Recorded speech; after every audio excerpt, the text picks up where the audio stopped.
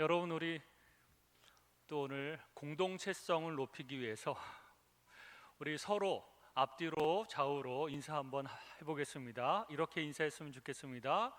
수요일 날에도 오셨군요. 함께하니 너무 좋습니다. 함께하니 너무 좋습니다. 이렇게 얘기를 해주십시오. 저는 수요일 예배 나오신 분들 보면 참 좋습니다. 주일 오후는 점심 먹고 조금 참석하기는 수월한데 수요일은 또 다 이렇게 준비해가지고 나와야 되지 않습니까?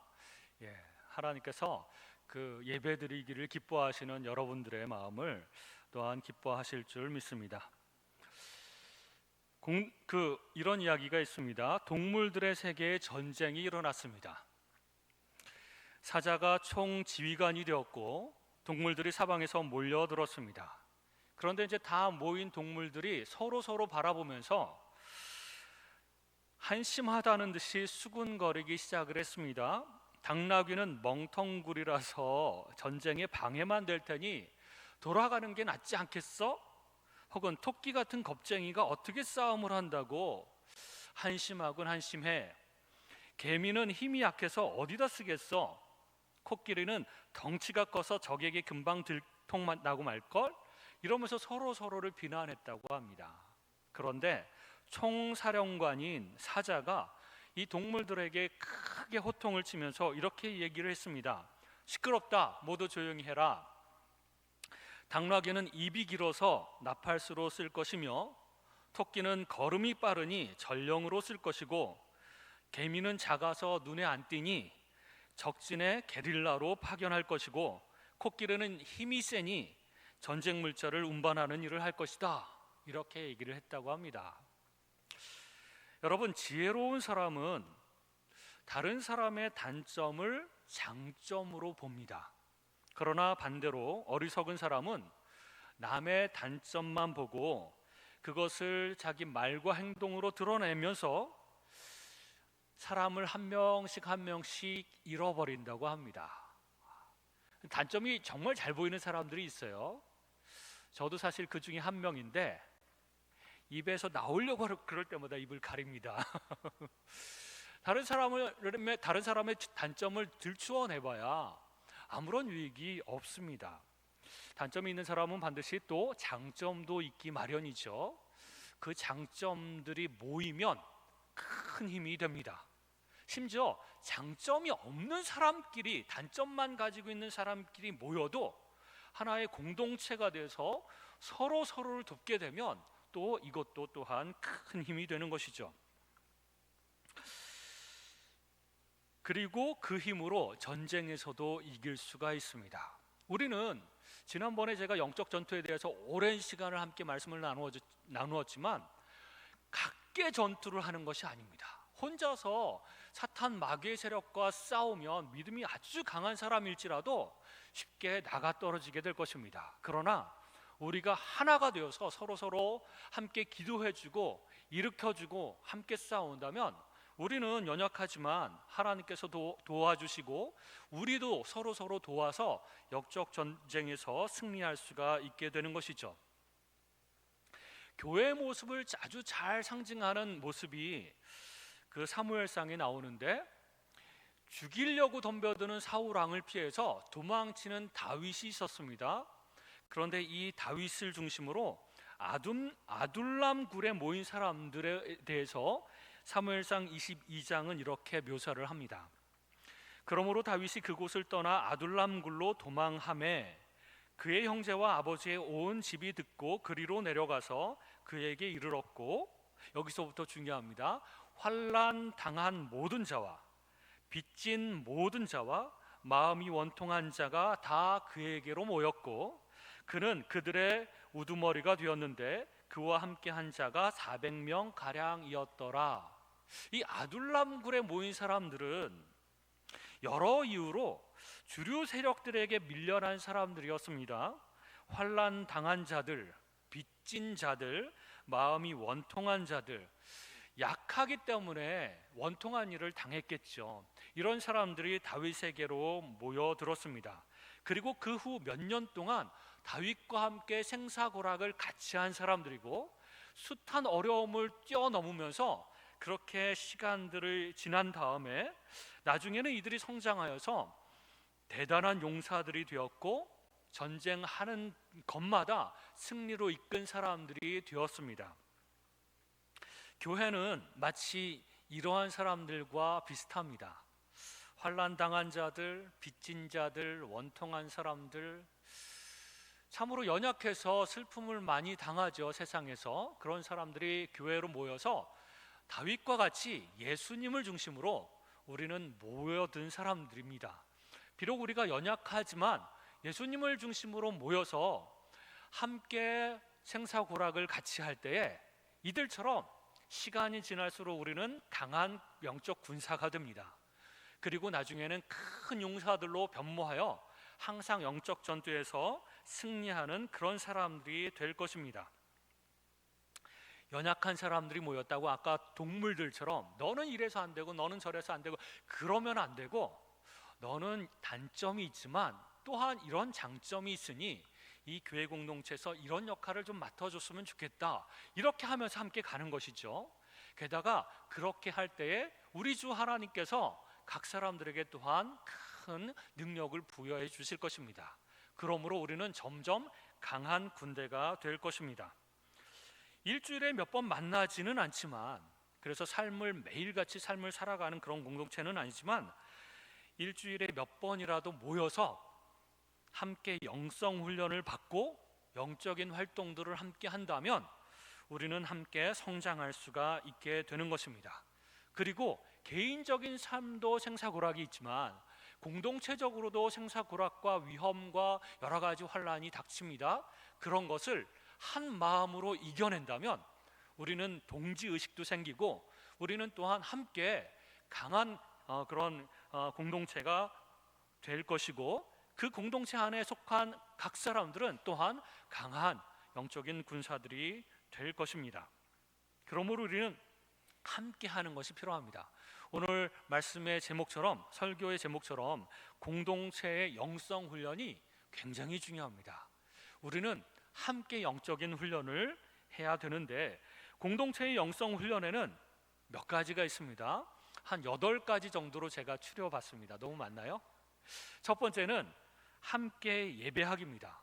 오늘 본문 46절에 보면 날마다 마음을 같이하여 성전에 모이기를 힘쓰고 함께 예배하기에 힘썼다는 것입니다. 단체로 모두 다 함께 모여서 그렇게 큰 모임을 갖고 예배도 드리고 했다는 것이죠. 히브리서 10장 24절에 보면 히브리 기자가 이렇게 이야기합니다. 서로 돌아보아 사랑과 선행을 격려하며 모이기를 피하는 어떤 사람들의 습관과 같이 하지 말고 오직 권하여 그날이 가까움을 볼수록 더욱 그리하자. 그 날은 뭐냐면 예수님의 재림의 때, 마지막 때가 가까우면 가까울수록 더욱더 모이자라는 것입니다. 이런 이유로 제가 수요일날 나오신 분들을 좋아하고 사랑합니다. 모이기를 우리는 힘써야 되는 것이죠. 영적인 교통이 중요합니다. 함께 은혜 받는 자리에 나와서 함께 한 비전을 가지고 공유하고 함께 예배드리며 그렇게 하는 것이 중요하다는 것입니다. 그럴 때 우리는 영적으로 하나가 되어가는 것을 느낄 수가 있습니다. 두 번째는 함께 말씀을 받는 것이 필요합니다. 42절에 보면 그들이 사도의 가르침을 받아 라고 하는 말씀이 있는데, 공동체에서, 특히 교회 공동체에서 중요한 것은 하나님의 말씀인 것이죠. 이 말씀을 한 마음으로 받고 그 말씀을 따라서 함께 그 하나님의 말씀을 공유하는 것이 필요합니다. 하나님 말씀을 가르침 받는 것이 중요한데, 하나님 말씀을 받는 것에는 5가지 방법이 있습니다. 듣기도 있고, 읽기도 있고, 공부하기도 있고, 암송하기도 있고, 묵상하기도 있습니다. 예배 시간에 설교 말씀을 듣기도 하고 함께 성경 말씀을 읽어가기도 하고 또 성경 공부하는 어떤 프로그램이 있으면 함께 신청해서 함께 공부하는 것도 필요하고요. 함께 묵상하기도 하고, 우리 교회는 특별히 말씀을 이렇게 기록한 게 뭐죠? 말씀을 적는 거. 그래서 성경을 이렇게 두껍게 적어 가지고 와서 책을 만드시는 분들이 참으로 많은 것 같습니다. 하나씩 차근차근 적으면서 말씀을 묵상하는 것도 필요하죠. 이 말씀을 통해서 우리 공동체에 주시는 말씀, 신앙생활을 어떻게 해야 될 것이고, 삶을 어떻게 살아가야 될 것이고, 다른 사람을 어떻게 대해야 될 것이고, 하나님께 어떻게 순종해야 될 것인지에 대해서 계속해서 하나님은 말씀해 주고 계십니다. 그래서 우리 모든 성도들이 한 마음으로 그 말씀을 받고 한 마음으로 순종하게 되면 우리 교회 전체가 크게 변화될 것입니다. 이 함께 말씀 받기에 동참해야 되는 것, 이것이 바로 영적 공동체의 영성 훈련입니다. 세 번째는 함께 찬양하기입니다. 47절에 보면 하나님을 찬미하며, 교회 공동체가 전체적으로 하나님을 찬미하는 일에 힘썼습니다. 하나님께서는 찬양 중에 거하시는 것이죠. 사실 제가 고등학교 때 일반 합창 단원이었습니다. 그때도 함께 한 마음으로 일반 노래를 부르는데도 함께 노래를 부르면 함께 하나가 되는 것 같은 그런 결속력이 굉장히 커지죠.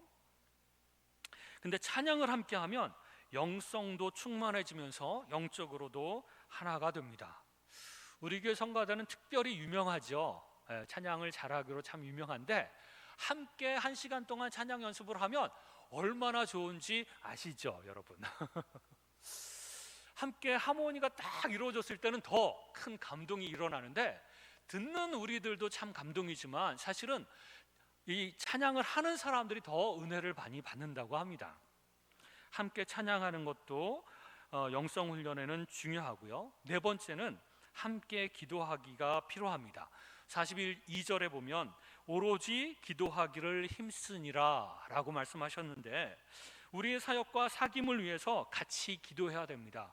하나님께서 우리에게 주신 사명과 그 소명을 이루기 위해서 함께 기도해야 되는 것이죠. 하나님, 이렇게 우리가 한 마음으로 그 사역 함께 이루어낼 수 있도록 도와주십시오 라고 비전과 소명을 위해서 기도하는 것이 필요합니다.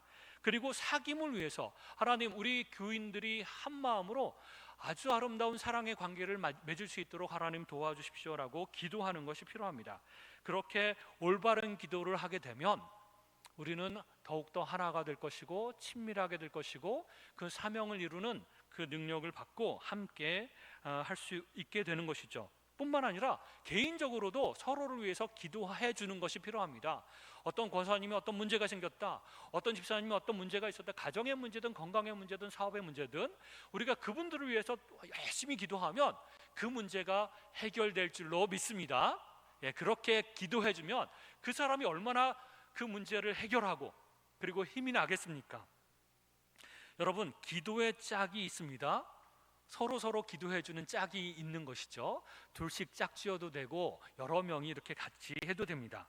어떤 분은 평생 중보 기도자, 도고라고 하기도 하지만 서로를 위해서 기도해 주는 기도의 사람을 만들어라. 평생 자기를 위해서 기도해 줄 수 있는 사람 10명만 만들면 얼마나 그게 든든할까, 이런 얘기를 한 적이 있습니다. 여러분은 여러분 자신을 위해서 기도해 주는 성도들이 몇 명이나 있습니까? 가족들 몇 명 있겠죠. 그리고 또 우리 교인들 중에 그런 사람을 만들어야 됩니다. 저는 필리핀에 선교사 하러 가기 전에 재정 후원도 받아야 되고, 두 번째는 기도 후원자들을 모집해야 됩니다. 했었습니다. 그래갖고 막 기도 편지나 이런 것들 보내면서 저희를 위해서 기도해 주십시오, 정기적으로 기도해 주시고 정기적으로 후원해 주십시오. 그랬더니 기도해 주는 사람들이 늘어났습니다. 그런데 후원해 주는 사람은 반드시 기도합니다. 왜냐하면 자기 돈이 나가거든요. 그 돈이 어떻게 쓰일지에 대해서 무척 관심이 많고, 그래서 이 선교사가 정말 사역을 잘할 수 있도록 열심히 기도해 주었습니다. 그래서 여러분들도 선교사나 목사만 기도해 주는 것이 아니라 나를 위해서 기도해 줄 수 있는 기도짝이나 성도들을 만들어야 됩니다. 많이 만들면 많을수록 좋겠죠. 또 가끔은 우리가 함께 통성으로 기도하죠. 한 가지 기도 제목을 가지고 한 마음이 돼서 통성기를 기도할 때 그것 또한 굉장히 능력 있는 기도가 될 것입니다. 이렇게 우리는 함께 기도하는 여러 가지 활동들이 있습니다. 그것을 위해서 우리가 함께 기도할 때 우리는 더욱더 영적으로 성장하며 영적인 능력들이 우리 삶에서 사역에서 나타날 줄로 믿습니다. 다섯 번째는 함께하는 식탁 교제입니다. 오늘 본문 42절에 보면 서로 교제하고 떡을 떼며, 또 46절에 보면 집에서 떡을 떼며 기쁨과 순전한 마음으로 음식을 먹고, 다 같이 모였을 때, 성전에 모였을 때도 떡을 떼고 또 집에서도 떡을 뗐다고 그랬어요. 그래서 또 몇 명이 모여서 교제하면서 애찬식이죠. 또 식사를 하면서 교제도 나누고 사랑의 어떤 끈끈한 그런 관계들을 만들어 가는 것입니다. 그때 기쁨과 순전한 마음으로 라는 표현을 합니다.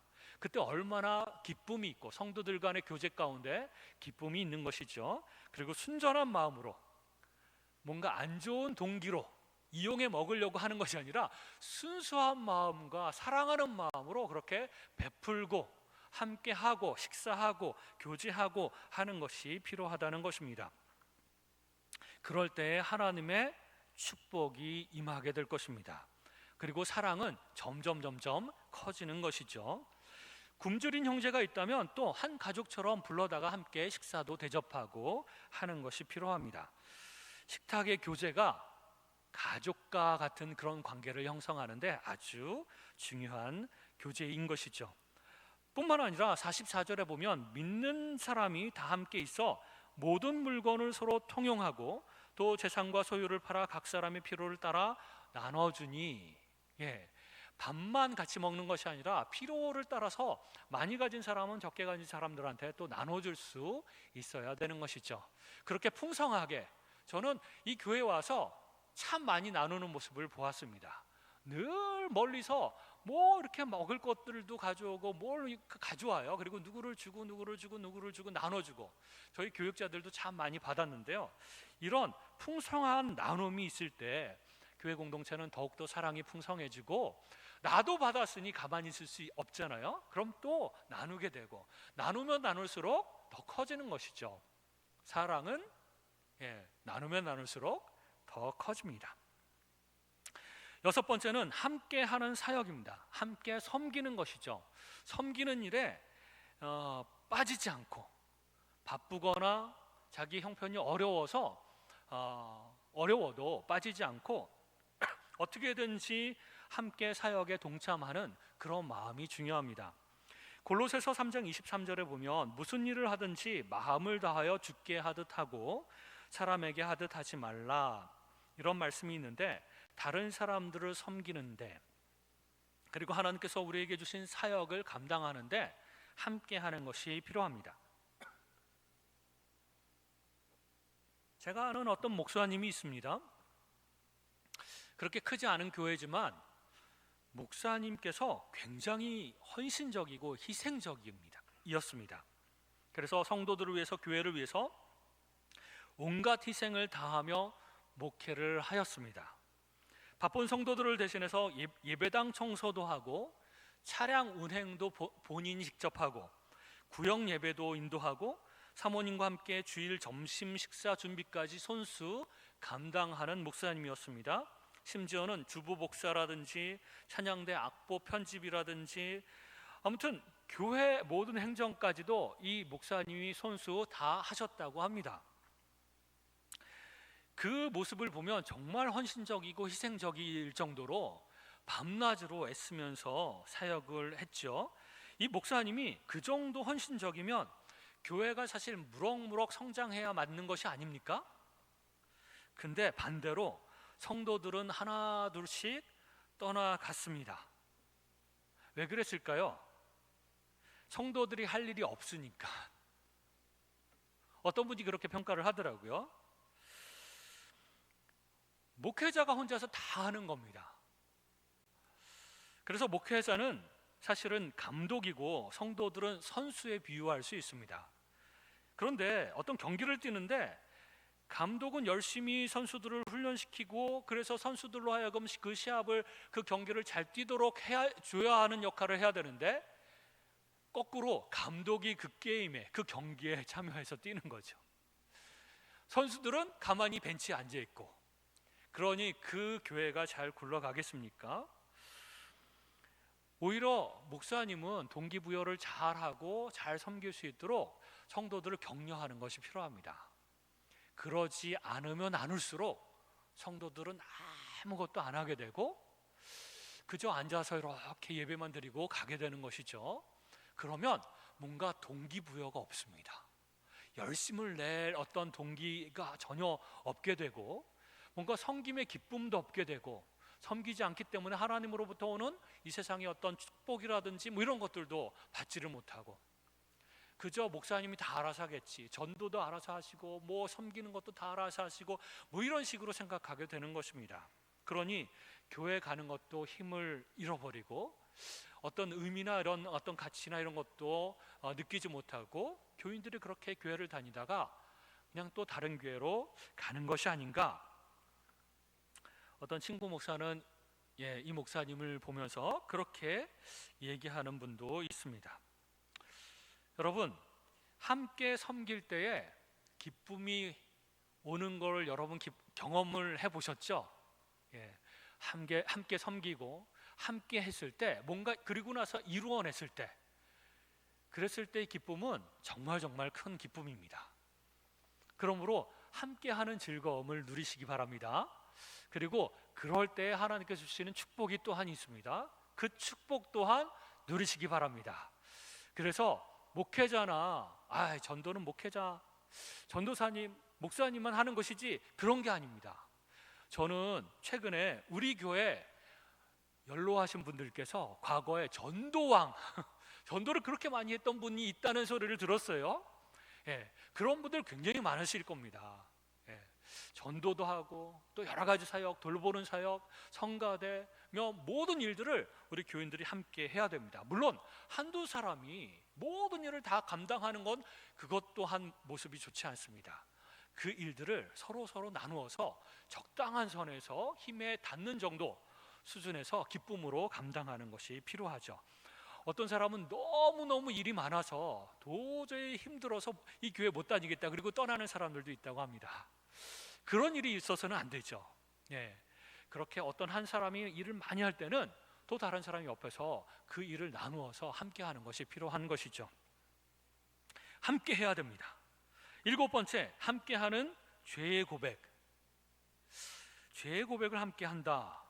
야고보서 5장 16절에 보면 그러므로 너희 죄를 서로 고백하며, 잠언 28장 13절에는 자기의 죄를 숨기는 자는 형통하지 못하나 죄를 자복하고 버리는 자는, 그 죄를 버리는 자는 불쌍히 여김을 받으리라. 섬김 중에서 가장 어려운 섬김은 서로 다른 사람의 죄의 짐을 지는 것입니다. 가톨릭은 이 구절을 가리켜 고해성사라고 해석을 하고 신부님한테 죄를 고백하도록 했는데요, 사실은 이 구절에 보면 너희 죄를 서로 고백하며, 서로 고백하라는 말이죠. 원래는 성도들 간의 죄를 서로 고백하는 것이 이 야고보서의 뜻입니다. 이 죄의 고백의 목적은 첫 번째, 자기 허물과 죄를 고백함으로써 더 깊은 사귐, 영적인 사귐을 갖게 하는 것이고요. 둘째는 서로 상대방의 죄를 용서하고 혹은 죄를 지은 것에 대해서 고백하면 함께 그 죄에 대해서 하나님께 기도하면서 죄책감으로부터 해방될 수 있고요. 세 번째는 은밀한 죄를 다시 짓지 않도록 돕는 것입니다.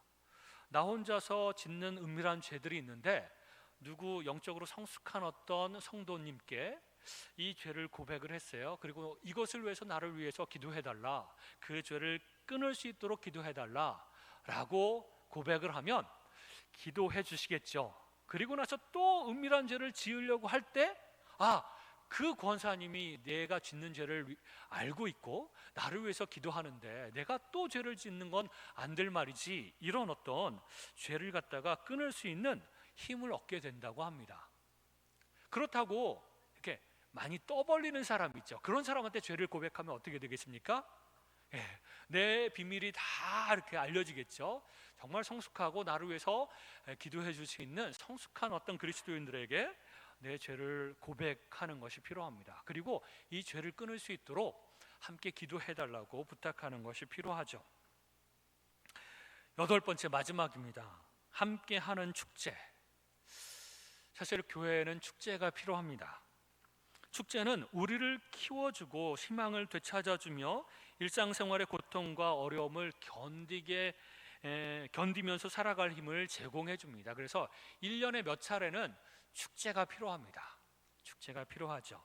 완벽한 친교를 맛보는 체험이 축제 안에서 이루어질 수 있습니다. 즐거움, 먹거리도 있어야 되고 함께 뭔가 기쁨의 어떤 축제, 행사 이런 것들이 필요하죠. 성경에도 보면 절기마다 의미를 부여해서 모든 구성원들이 함께하는 축제들이 있었습니다. 유월절이나 무교절이나 초실절, 칠칠절, 나팔절, 대속죄일, 초막절, 불임절 이런 축제들이 성경의 유대 그 사회에서는 있었는데 이런 축제들은 종교적인 의미도 강했고 또 어떤 진지하게 묵상하고 뭐 이런 영적인 활동들도 있었지만 축제의 성격도 있어서 함께 참여하고 함께 이런 것들을 누리면서 함께 즐거워하는 그런 모습들이 있었습니다. 그러면서 공동체성도 굉장히 강하게 되는 것이죠. 함께 하나가 돼서 하나님께 나아가고 하나님께서 주신 그런 의미들을 깨달으면서 함께 즐겁게 찬양하고 노래하고 춤추고 먹을 것을 함께하고 이런 어떤 축제가 있었다는 것입니다. 제가 듣기로는 몇 년 전만 해도 10수년 전만 해도 우리 지상교회 그런 축제들이 많았던 걸로 들었습니다. 함께 대형 버스를 빌려가지고 놀러 가기도 하고 함께 그런 일들이 많았다는 것이죠. 그런 것들도 우리는 조금씩 회복해야 될 줄로 믿습니다. 여러분, 공동체성 가운데 관계가 참 중요하다고 말씀을 들었습니다. 어떤 부부가 있었다고 합니다. 크게 부부싸움을 했어요. 근데 이 부부 성격이 비슷했던 것 같습니다. 부부싸움 후에 각방을 쓰기로 했고 그리고 서로 말을 하지 않기 시작을 했습니다. 그럼 의사소통을 어떻게 해야 될까요? 메모지로 의사소통을 하기 시작을 했습니다. 메모지에 적어서 딱 올려놓으면 그러니까 밥 차려놨으니 밥 먹어 뭐 이런 식으로 메모지에 떴고 말을 한마디도 안 하는 거예요.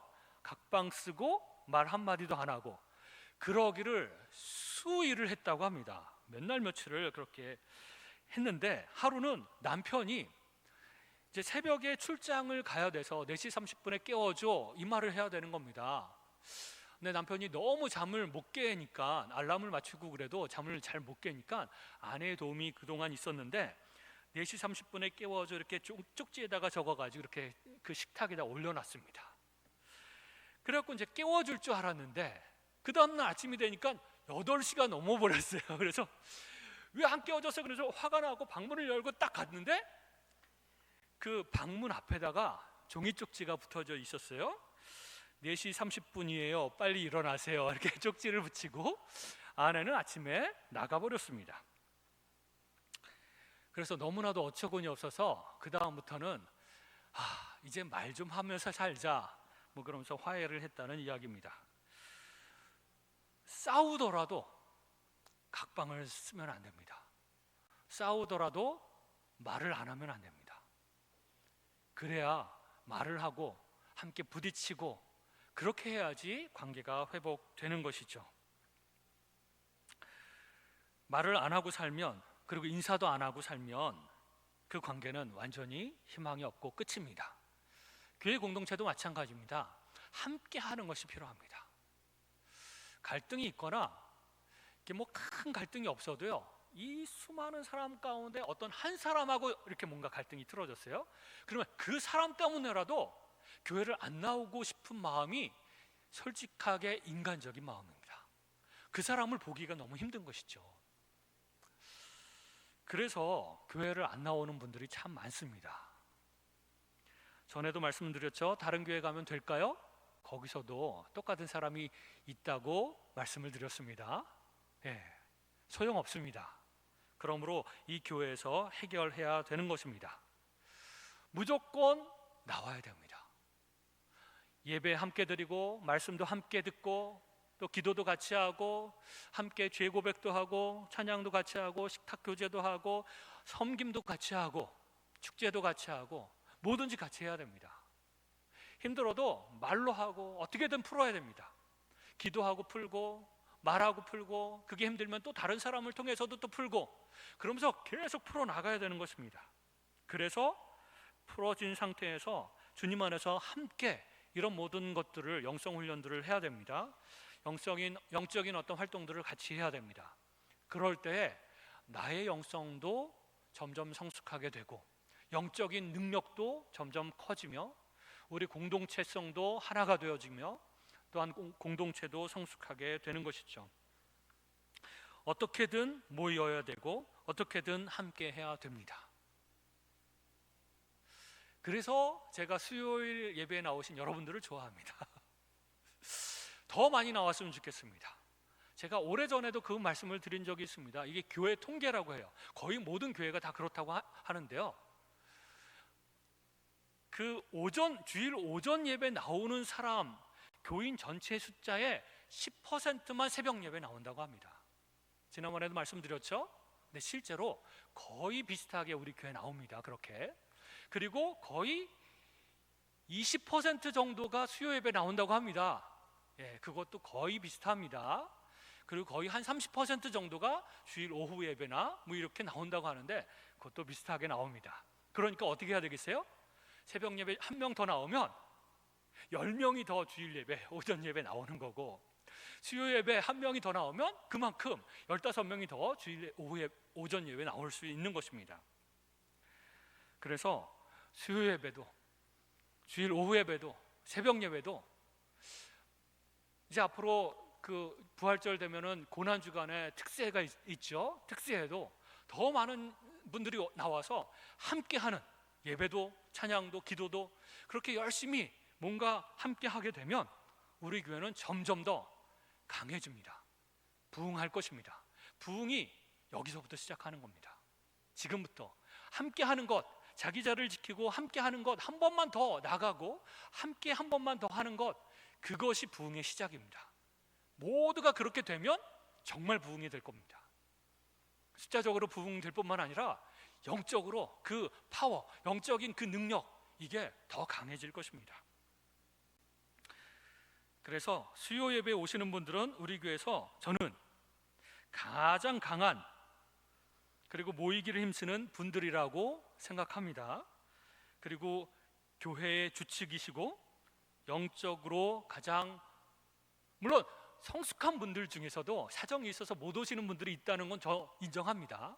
그리고 집에서 기도하시고 함께 하시고 온라인으로 예배드리시는 분들도 참 많다고 저는 들었습니다. 하지만 가능한데도 집에 있으면서도 교회 안 나오시는 분들이 있는데 그런 분들은 이 방송을 보시면 꼭 나오시기 바랍니다. 그래서 함께 하는 것이 필요합니다. 그럴 때에 함께한 자리에 특별한 하나님의 은혜가 더하기 때문에 그렇습니다. 성령 하나님께서 이곳에서 더 강하게 역사하시기 때문에 그렇습니다. 그러므로 우리가 어떻게 하든지 함께하자라는 마음으로 이 공동체성을 더 강하게 그런 마음을 가지고 만들어갔으면 좋겠습니다. 그렇게 만들어가는 저와 여러분이 되시기를 주님의 이름으로 축원합니다. 함께 기도하겠습니다.